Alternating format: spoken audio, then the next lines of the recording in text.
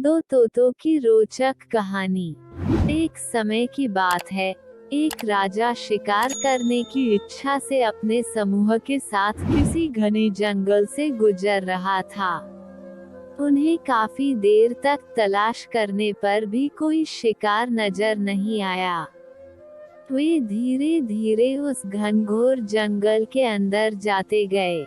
वहाँ उन्हें एक जगह डाकुओं के छिपने की जगह नजर आई।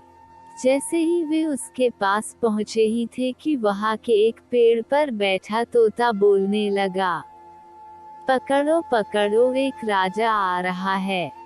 राजा के पास बहुत सारा कीमती सामान है। जल्दी आओ, इन्हें जाने मत दो, लूट लो। तोते की आवाज कानों पर पड़ते ही सभी डाकू राजा की ओर दौड़ने लगे।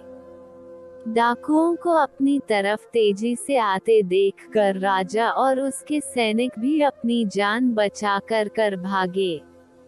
वे तब तक नहीं रुके जब तक भागते भागते डाकुओं से कई कोस दूर निकल नहीं गए। सामने एक बड़ा सा पेड़ देखकर सब वहां रुके। कुछ देर आराम का सोचकर उस पेड़ के नीचे पहुँचे। जैसे ही पेड़ के पास पहुँचे कि उस पेड़ पर बैठा एक दूसरा तोता बोल पड़ा, पधारिए राजन, हमारे साधु महात्मा की कुटिया में आपका स्वागत करता हूँ। अंदर आइए, जलपान कीजिए और थोड़ा आराम कर लीजिए। तोते की इस बात को सुनकर राजा और उनके लोगों को बड़ी हैरानी हुई और वो सोचने लगे कि एक ही जाति के होने के बावजूद दोनों तोतों का व्यवहार इतना ज्यादा भिन्न कैसे हो सकता है। राजा बिल्कुल भी इस बात को समझ नहीं पाया। राजा तोते की बात मानकर अंदर साधु महात्मा की उस सुंदर कुटिया की ओर चला गया। साधु महात्मा को प्रणाम कर उनके पास बैठ गया और अब तक उसके साथ घटी सारी घटना सुनाई और फिर धीरे से पूछा, गुरुवर, उन दोनों तोतों के व्यवहार में भला इतना अंतर क्यों है?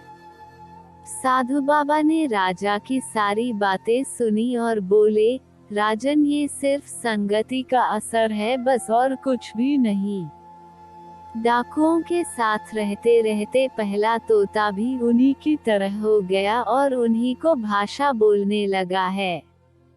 दूसरा तोता कई सालों से मेरे साथ है, इसलिए उसकी भाषा और व्यवहार उस तोते से बिल्कुल विपरीत है, अर्थात जो जिस माहौल में रहता है वह वैसा ही बन जाता है।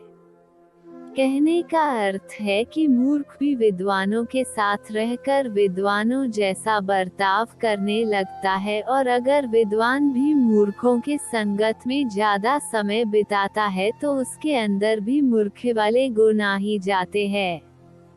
इसलिए हमें संगति और माहौल का चयन सोच समझकर करनी चाहिए।